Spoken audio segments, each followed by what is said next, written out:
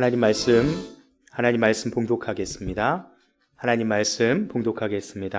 오늘 은혜 받으실 하나님 말씀은 창세기 22장 1절로 14절 말씀입니다. 우리 공동체 성경 읽기로 함께 말씀 보겠습니다. 제22장. 그 일 후에 하나님이 아브라함을 시험하시려고 그를 부르시되, 아브라함아, 내가 여기에 있나이다. 내 아들 내 사랑하는 독자 이삭을 데리고 모리아 땅으로 가서 내가 네게 일러준 한 산 거기서 그를 번제로 드리라. 아브라함이 아침에 일찍 일어나 나귀의 안장을 지우고 두 종과 그의 아들 이삭을 데리고 번제에 쓸 나무를 쪼개어 가지고 떠나 하나님이 자기에게 일러주신 곳으로 가더니 제3일에 아브라함이 눈을 들어 그곳을 멀리 바라보지라. 이에 아브라함이 종들에게 이르되, 너희는 나귀와 함께 여기서 기다리라. 내가 아이와 함께 저기 가서 예배하고 우리가 너희에게로 돌아오리라. 아브라함이 이에 번제나무를 가져다가 그의 아들 이삭에게 지우고 자기는 불과 칼을 손에 들고 두 사람이 동행하더니 이삭이 그 아버지 아브라함에게 말하여 이르되, 내 아버지여, 내 아들아, 내가 여기 있노라. 불과 나무는 있거니와 번제할 어린 양은 어디 있나이까? 내 아들아, 번제할 어린 양은 하나님이 자기를 위하여 친히 준비하시리라. 두 사람이 함께 나아가서 하나님이 그에게 일러주신 곳에 이르니라. 이에 아브라함이 그곳에 제단을 쌓고 나무를 버려놓고 그의 아들 이삭을 결박하여 제단 나무 위에 놓고 손을 내밀어 칼을 잡고 그 아들을 잡으려 하니 여호와의 사자가 하늘에서부터 그를 불러 이르시되, 아브라함아, 아브라함아, 내가 여기 있나이다. 그 아이에게 내 손을 대지 말라. 그에게 아무 일도 하지 말라. 내가 내 아들, 내 독자까지도 내게 아끼지 아니하였으니 내가 이제야 내가 하나님을 경외하는 줄을 아노라. 아브라함이 눈을 들어 살펴본즉 한 순양이 뒤에 있는데 뿔이 수풀에 걸려 있는지라. 아브라함이 가서 그 순양을 가져다가 아들을 대신하여 번제로 드렸더라. 아브라함이 그 땅 이름을 여호와 이레라 하였으므로 오늘날까지 사람들이 이르기를 여호와의 산에서 준비되리라 하더라. 아멘. 할렐루야. 오늘은 무엇을 숭배하고 있습니까? 라는 주제로 하나님의 은혜를 나누겠습니다. 여러분, 한 초등학교에 이제 여자 교장 선생님이 계셨습니다. 이제 이분이 아주 가난한 집에서 태어나셨는데요. 공부를 정말 잘하셨대요. 그래서 명문대를 갈 실력이 충분히 됐는데도 불구하고 집안 형편 때문에 결국은 이제 서울교대를 전액 장학금을 받고 가게 되십니다. 막상 그런데 교직 생활에 몸을 담아 보니까 가르치는 일이 자기 적성에 굉장히 잘 맞았던 거예요. 그래서 그러면 기왕이면 내가 원래는 이제 서울대를 목표로 했었는데 내가 여기에서 그러면 최고가 되리라. 그런 마음으로 교직 생활을 아주 열심히 하셨대요. 최고 평가를 받으시고 그러니까 이제 교장 선생님까지 되셨겠죠. 그렇게 열정적으로 아이들을 가르치고 뒤처지는 아이들은요, 그냥 자기가 개인 시간을 투자해서 애들 붙잡아 놓고 끝까지 보충 수업하고 교육하고 철저하게 교육을 시키셨대요. 자, 이렇게 되니까 아이들 성적은 쑥쑥쑥 오르고요. 언제나 평가는 최고점을 달렸겠죠. 그런데 이렇게 워낙 스파르타로 하시니까 아이들과 학부모의 반응이 완전히 상반됐습니다. 이제 이분이 담임 선생님이 되면은 애들 표정이 어두워지고, 난 이제 죽었다. 1년 동안 난 죽었다. 애들은 이러는데 엄마들은 그냥 환호성을 지르셨대요. 어떤 엄마는 제발 이분이 담임이 되게 해달라고 막 새벽 기도까지 하셨다 그러더라고요. 자, 그런데 문제는 이 선생님께 두 자녀가 있었다라는 겁니다. 첫째 아들, 둘째 딸 이렇게 있었는데 다른 집 애들은 1년만 참으면 담임 선생님이 바뀌잖아요. 근데 이 아이들은 집에만 가면은 호랑이 담임 선생님 같은 분이 24시간 365일 있는 거예요. 얼마나 답답하겠어요. 근데 엄마가 또 이렇게 완벽주의자니까 아주 철저한 계획, 스케줄에 따라서 애들 초등학교, 중학교, 고등학교, 그래서 대학 최고 명문까지 어떻게 갈지를 다 계획을 짜놓으시고 철저하게 스케줄대로 움직이셨다 그래요. 그러니까 무슨 공부, 자습, 과외, 학원, 숙제, 무슨 각종 경진대회, 심지어 음악, 악기, 미술까지 다 두루 섭렵하게 했다 그럽니다. 그러니까요, 모든 것이 계획대로 잘 흘러가는 것 같았대요. 아이들도 전교 1, 2등을 다투게 됐고 모든 사람들이 이 여자 교장 선생님을 부러워하고 참 아이들도 똑똑하고 어떤 저런 집이 있나 그런 부러움의 대상이 됐다라고 합니다. 자, 그런데 문제가 터집니다. 고등학교 3학년이 된 아주 중요한 시기에 첫째 아들이 갑자기 폭탄 선언을 하는 겁니다. 엄마, 나 더 이상 학교 못 다니겠어요. 맨날 죽고 싶은 생각만 들어요. 제가 이대로 계속하다간 정말 죽을 것 같아요. 저 그만둘래요. 수능이 몇 달 안 남은 시점이었어요. 어머니는 정말 청천벽력 같은 소리죠. 막 달래기도 하고 막 울기도 하고 막 화를 내기도 하고 내가 더 하라고 안 할게. 그냥 딱 이대로만 해도 돼. 몇 달만 버텨. 수능만 봐. 근데 아들 마음이 너무 완고한 거예요. 나 죽을 것 같아요. 나 안 할 거예요. 그래서 결국은 아들이 수능을 몇 달 앞두고 고3 아들이 자퇴를 하게 됩니다. 그런데 엎친 데 덮친 격으로 그걸 보고 있던 1살 터울인 고2 딸이 공부를 잘했는데 아니 저렇게 완벽한 오빠가 그만두는데 왜 내가 더 해야 돼요? 나도 죽을 것 같아요. 나도 그만둘래요. 그렇게 고등학교 2학년인 딸도 자퇴를 하게 됩니다. 여러분, 그 교장 선생님이 온 세계가 다 무너지는 것 같더래요. 내가 도대체 어떻게 살아온 거지? 뭘 잘못한 거지? 돌아보니까요, 자녀들하고 대화도 거의 사실은 나누지 못했고 늘 다그치고 혼내고 막 목표를 향해서 달려가기만 했던 것을 발견하게 됩니다. 그때 깨닫게 되셨대요. 아, 나는 부모가 아니라 감시자였구나. 부모가 아니라 감시자의 역할이었구나. 그 사건이 이분의 인생의 전환점이 됩니다. 그때 모든 계획을 다 내려놓고요. 자녀들한테 진심으로 사과하고 막 자녀들이 계속 폐인이 돼가더래요. 아들은 막 15시간, 16시간씩 방문 걸어 잠그고 게임만 하고 딸은 체중이 막 폭식증에 걸려가지고 30kg가 불어나고 애들이 다 죽을 것 같더래요. 그래서 진심으로 아이들 앞에 무릎을 꿇고 사과를 하고 아이들과 관계가 회복되면서 지금은 아이들도 이제 많이 회복이 돼서 자기가 좋아하고 관심 있는 분야로 공부를 시작했고 그 진로를 향해 가고 있다라고 하더라고요. 이분이 나중에 그 경험을 책으로 쓰게 됩니다. 그 책 제목이 엄마 반성문이라는 책이에요.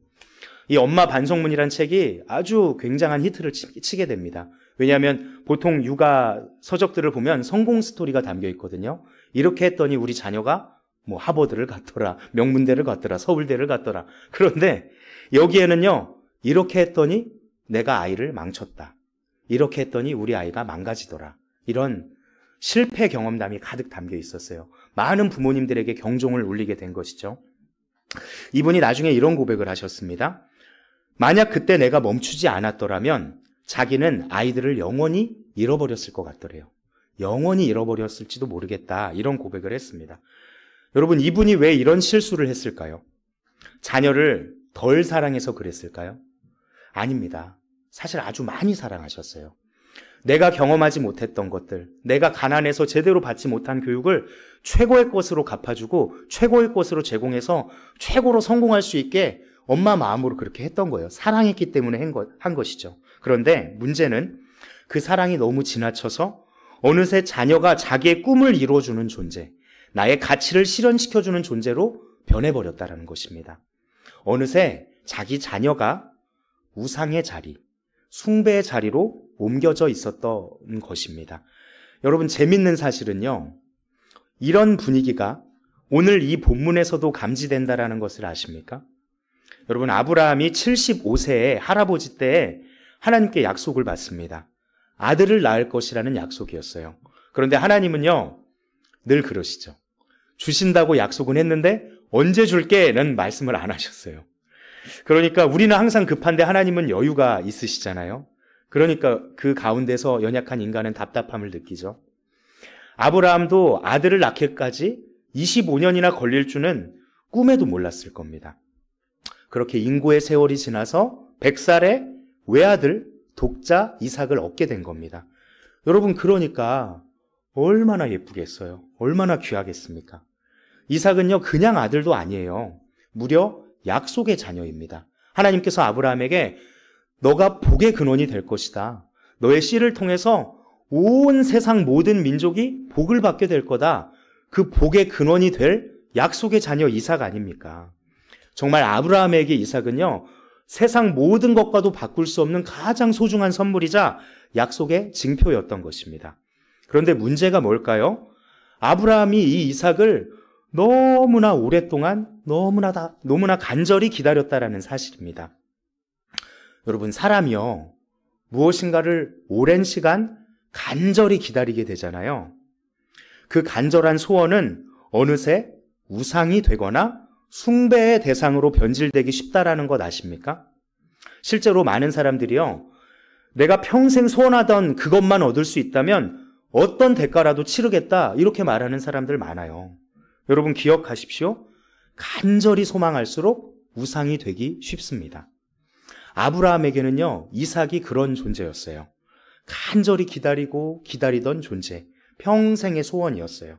그렇게 태어난 이삭입니다. 그러니까 아브라함 머릿속에는 온통 이삭으로 가득 차 있었을 거예요. 어떻게 하면 우리 아들 이삭 잘 키울까? 어떻게 하면 최고로 교육시킬까? 어떻게 하면 최고의 것을 그에게 물려주고 남겨줄 수 있을까?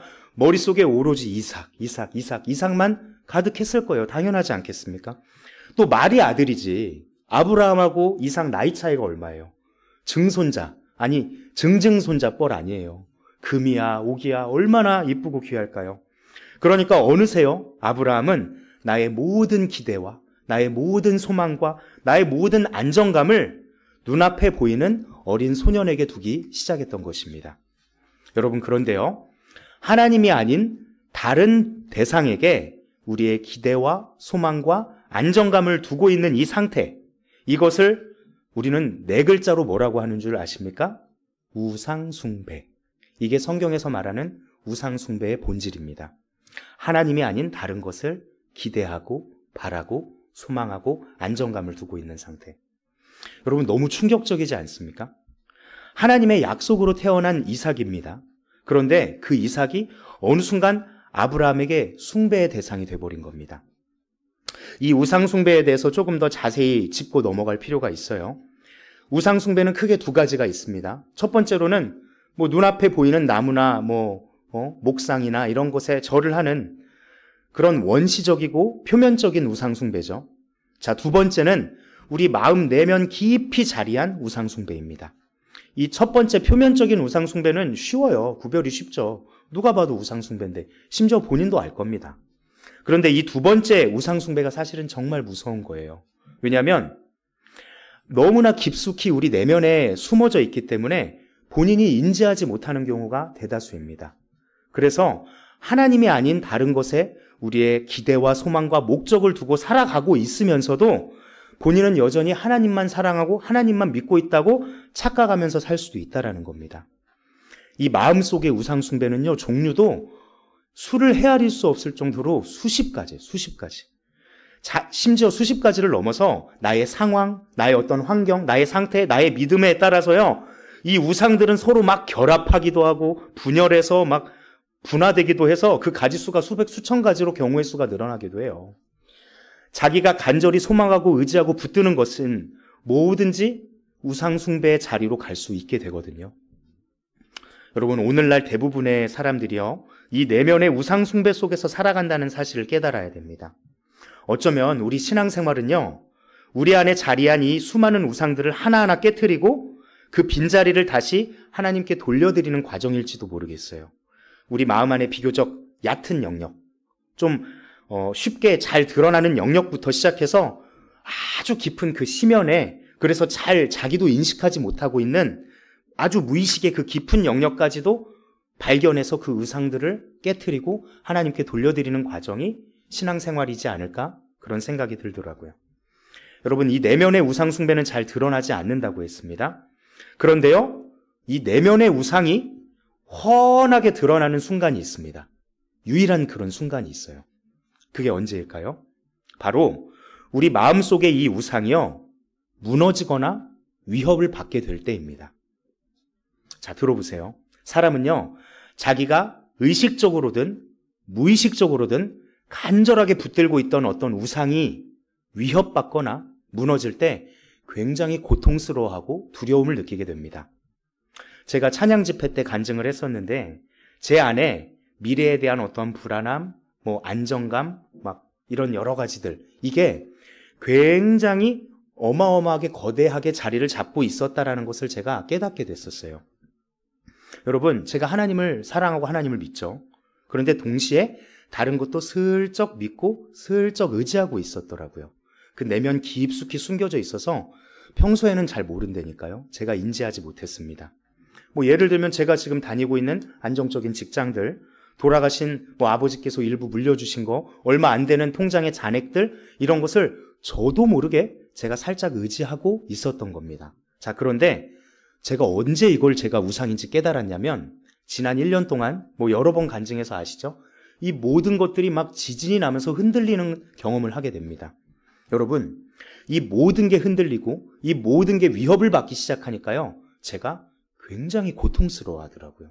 제가 굉장히 무서워하고 굉장히 두려워하더라고요. 그때 깨달았습니다. 아, 내가 이것을 붙들고 있었구나. 너무나 꽉 붙들고 있었구나. 어쩌면 하나님보다 더 붙들고 있었는지도 모르겠다. 왜 이렇게 괴롭지? 왜 이렇게 두렵지? 붙들고 있었구나. 하나님보다도 더. 여러분, 그래서 이 내면의 우상에는요, 본인이 속아요. 오직 그 우상이 무너지거나 그 우상이 위협을 받는 순간이 왔을 때만 비로소 본인도 깨닫게 되는 겁니다. 여러분, 하나님께서는요, 아브라함 본인조차도 인식하지 못했던 그 내면의 우상을 드러내십니다. 그가 붙들고 있는 우상을 무너뜨리고 위협하는 방식으로 드러내십니다. 자, 본문 2절 읽겠습니다. 시작.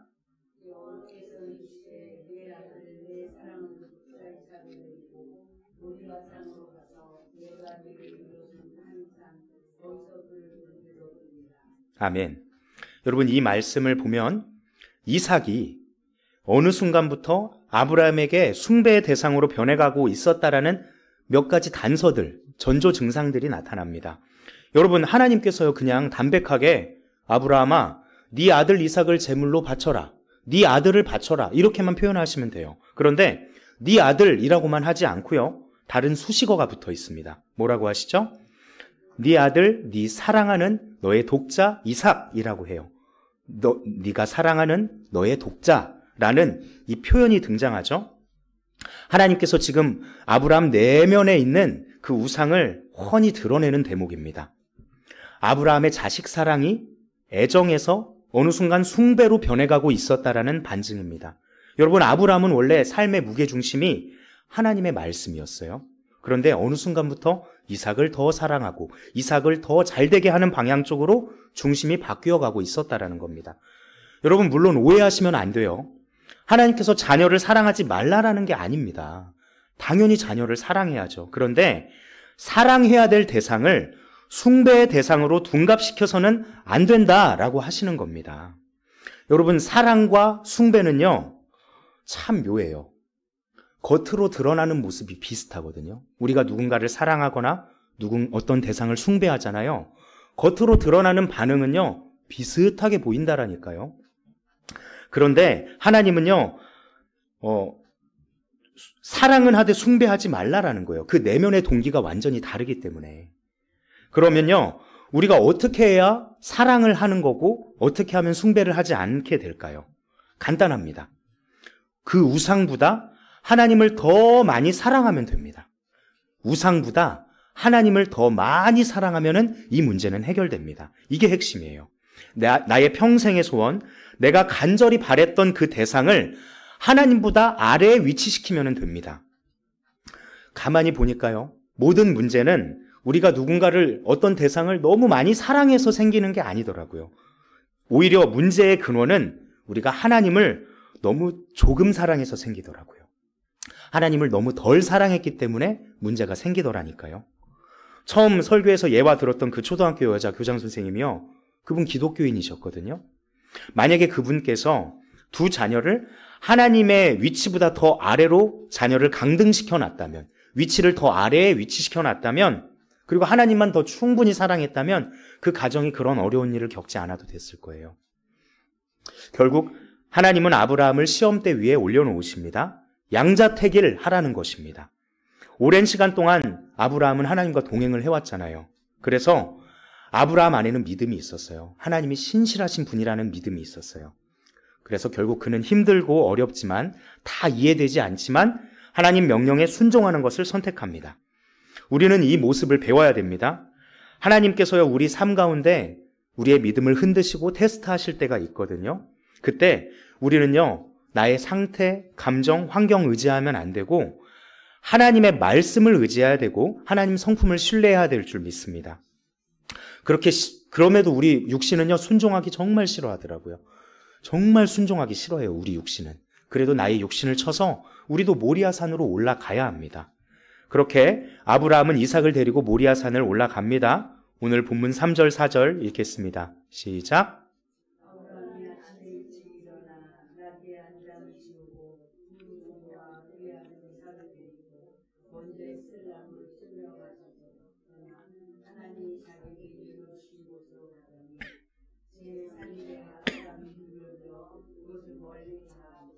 아멘. 처음에 4명이 출발을 했습니다. 아브라함, 이삭, 그리고 2명의 종. 그렇게 사흘길을 걸어가서는요, 종들한테는 스탑, 너네는 여기 있어라, 너네는 여기서 기다리라 하고 2명만 산에 올라갑니다. 본문 5절입니다. 5절 시작.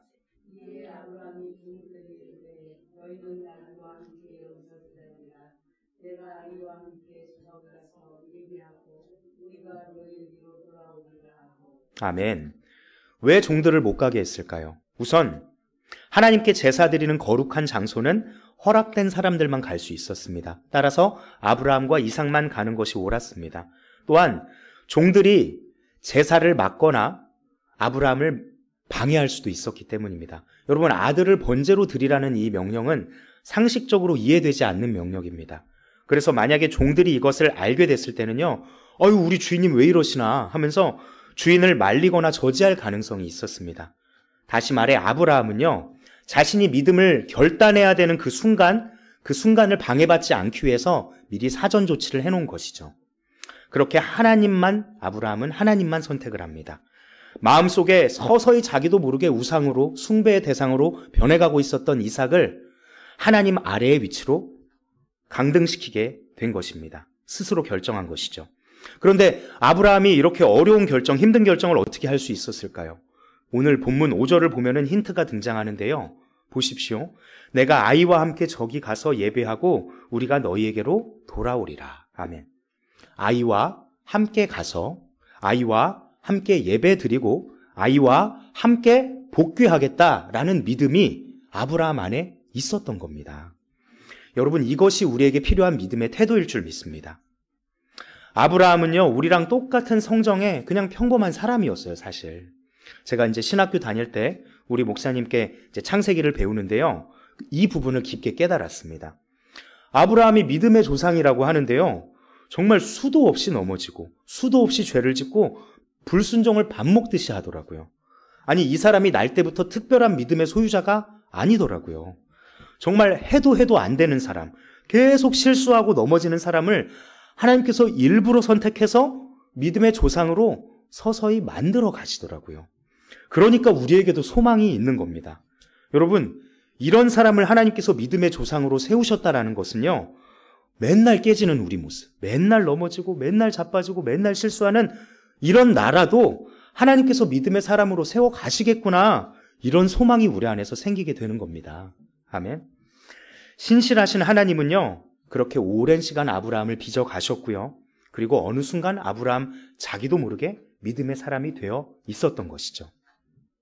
그렇기 때문에 다 이해 안 되는데, 너무나 두렵고 불안하고 걱정되는 하나님 명령인데, 그럼에도 신실하신 하나님 신뢰해서 모리아산을 오를 수 있었다라는 것이죠.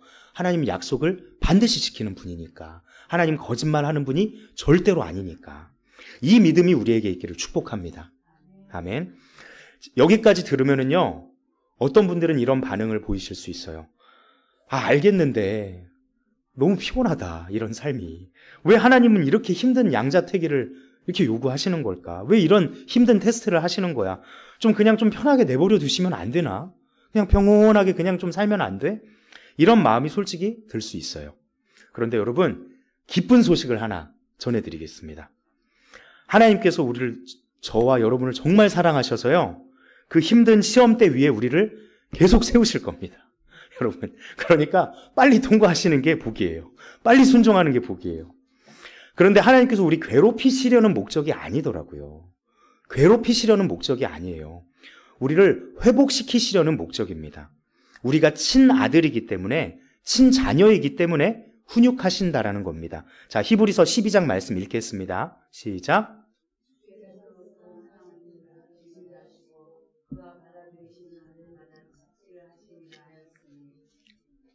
계속 읽겠습니다.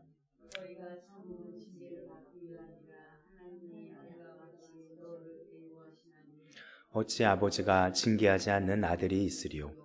징계는 다 받는 것이거늘 너희에게 없으면 사생자요 친아들이 아니니라. 아멘.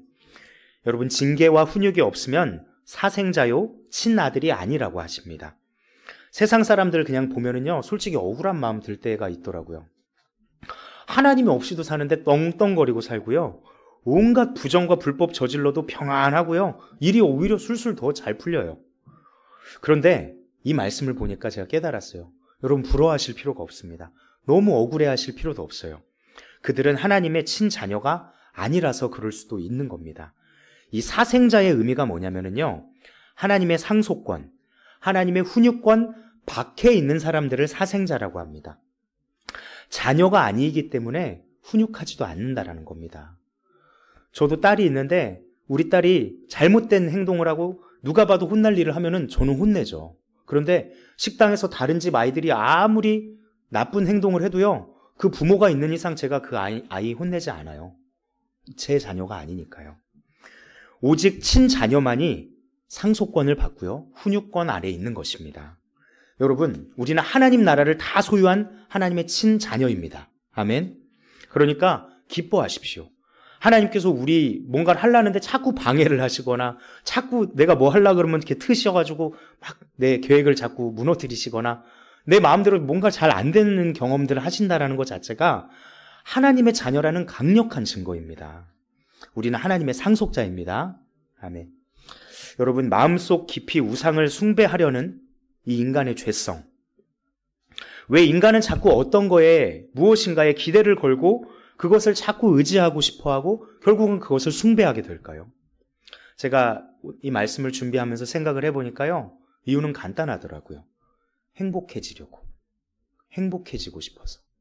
인간은 행복해지고 싶어서 자꾸 무엇인가에 기대를 걸고 그것을 자꾸 붙들고 간절히 소망하다가 나도 모르게 어느 순간 그걸 숭배하고 있더라고요. 여러분, 왜 이렇게 됐을까를 가만히 생각해 보면요, 인간은 원래 하나님 안에서 가장 행복했거든요. 그렇게 창조받았어요.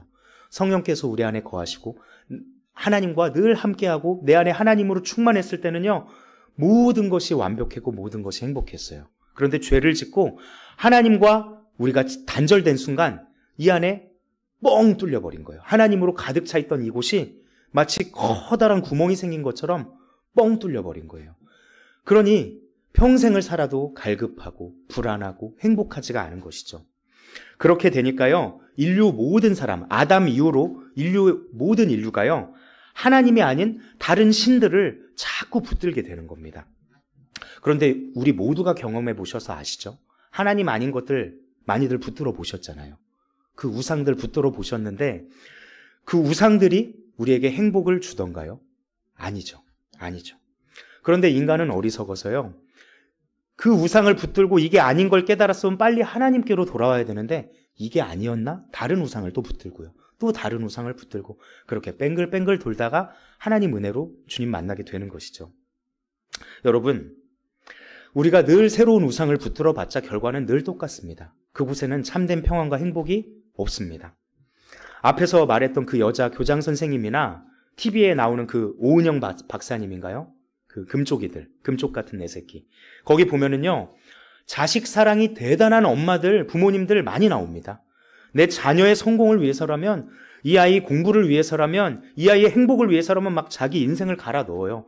막 자기는 투잡, 쓰리잡을 뛰면서라도 최고의 교육과 과외를 시켜주려고 막 아이를 최고로 섬기려고 하는데, 여러분, 그런 엄마들이요, 아마 평생 자녀들한테 이런 말 듣는 게 소원일 겁니다. 엄마, 고마워. 엄마가 옳았어. 내가 이렇게 성공할 수 있었던 건 엄마 덕분이야. 아마 그 말을 평생 듣고 싶으실 거예요. 그런데 안타깝게도요, 현실은 정반대입니다. 자녀가 우상이 된 부모님들은요, 평생 그 말을 못 들을 가능성이 더 큽니다. 왜냐하면 자녀가 하나님보다 높은 위치에 있었기 때문에 모든 질서와 관계가 깨어졌기 때문입니다. 자녀가 하나님보다 높은 위치에 가는 순간 역설적으로 부모와 자녀의 관계는 가장 멀어지게 됩니다. 만약 하나님께서 아브라함을 이 시험대 위에 올려놓지 않았다라면 아브라함과 이삭의 관계도 이렇게 됐을지도 모릅니다. 결국 둘 중 하나라니까요. 첫째는 1번 완벽한 약속의 아들로 키우려고 막 이삭을 과도하게 훈육하고 교육하다가 이삭과의 관계가 깨져서 멀어지거나, 두 번째, 아들 고생하는 게 너무 싫고 너무 안쓰럽고 애잔해서 다 해주고 다 맞춰주고 완전 이삭을 금쪽이로 키우다가 아이를 망치거나. 이것이 우상 숭배의 결과입니다. 우상은요, 기본적으로 우리 사람을 강력하게 속박합니다. 그래서 아브라함도 만약에 하나님께서 이렇게 딱 중간에 멈추시지 않았다라면요, 자신도 모르게 숭배가 점점 더 깊어졌을지도 모르고, 그 숭배가 깊어지면 깊어질수록 그 안에서 우울과 분노, 불안이 더 깊어졌을 가능성이 높습니다. 또 이삭도 똑같이 불행해집니다. 가만히 보세요. 우리가 자녀를 우상의 위치에 올려놓잖아요. 그럼 이 자녀는 자기 죄도 없이 아무 생각도 없던 애가 갑자기 우상이라는 신의 자리로 가게 됩니다. 그런데 연약한 인간이 신의, 그 완벽한 신의 자리를 감당할 수 있을까요?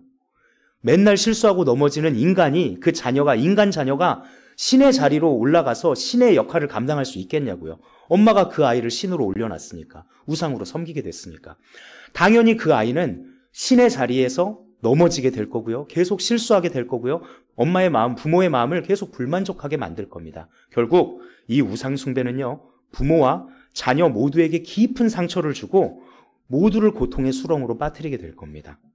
자, 이제 오늘 본문을 보면 그동안 하나님의 이해할 수 없었던 이 잔인한 명령이 다르게 보이기 시작할 겁니다.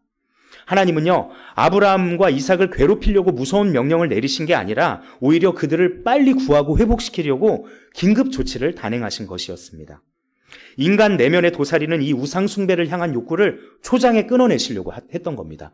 믿음의 조상이니까요. 그 자녀를 통해서 모든 민족이 구원을 받아야 하니까요. 여러분, 우리 마음 안에도 이 우상이 가득하다는 사실을 인정하시기 바랍니다.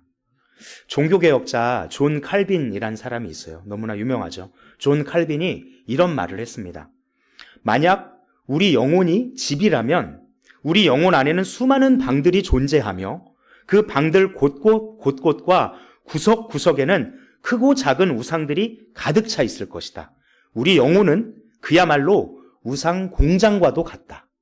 여러분, 우리 마음이 우상 공장이래요. 저는 이 말이 굉장히 정확한 표현이라고 생각을 합니다. 우리 내면 안의 우상은 정말 집요하고 끈질깁니다. 계속 확장하고 분열하고 서로가 결합하면서 계속 새로운 형태를 만들어내더라니까요. 그럼 어떻게 해야 됩니까? 어떻게 해야 이 끈질긴 우상들을 완전히 끊어내고 우리 내면에서 몰아낼 수 있을까요? 자, 결론부터 말씀드리겠습니다. 여러분, 그리스도가 아니면 우상은 절대 사라지지 않는다라는 겁니다. 예수 그리스도로 그 자리를 채우지 않으면 우상은 또 다른 우상으로 계속 대체될 뿐이라는 겁니다. 여러분, 우상의 빈자리는요, 오직 예수님으로 채워질 수가 있는데요. 왜냐하면 우리 인간이 태초부터 그렇게 설계되고 태초부터 그렇게 만들어진 존재라서 그렇습니다. 하나님이 아닌 다른 것으로는 사실 채울 수도 없고요. 아무리 해도 만족할 수도 없는 게 우리 인간이더라고요. 그래서 가장 유일한 해결책은 이 빈자리를 원래 주인에게로 되돌려 드리는 것뿐입니다. 예수님은요, 우상으로 괴로워하는 우리를 위해서 나무 위에 대신 달리셨습니다. 오늘 본문 마지막 내용은요, 제가 읽지 않겠습니다. 우리가 다 알고 있죠. 결국 아브라함이 이삭과 함께 올라가서 자녀를 바치려고 했지만 하나님께서 막으셨고 결국은 모든 것이 다 회복되는 내용입니다. 자, 그런데 아브라함과 이삭의 이 마지막 순종하는 모습이요, 예수님의 순종하는 모습과 굉장히 비슷합니다. 자, 오늘 본문에서 외아들 이삭은요, 자기 자신을 불태울 나무를 지고 아버지와 함께 모리아 산을 올라갑니다. 자, 그런데 오늘 이 사건으로부터 약 2000년 뒤에 하나님의 아들이신 또 다른 독생자가 나무를 지고 같은 산을 올라갑니다. 자, 자기 자신을 산 제물로 드리러 올라가신다라는 것이죠. 오늘 본문 6절과 요한복음 19절 이어서 같이 읽겠습니다. 시작.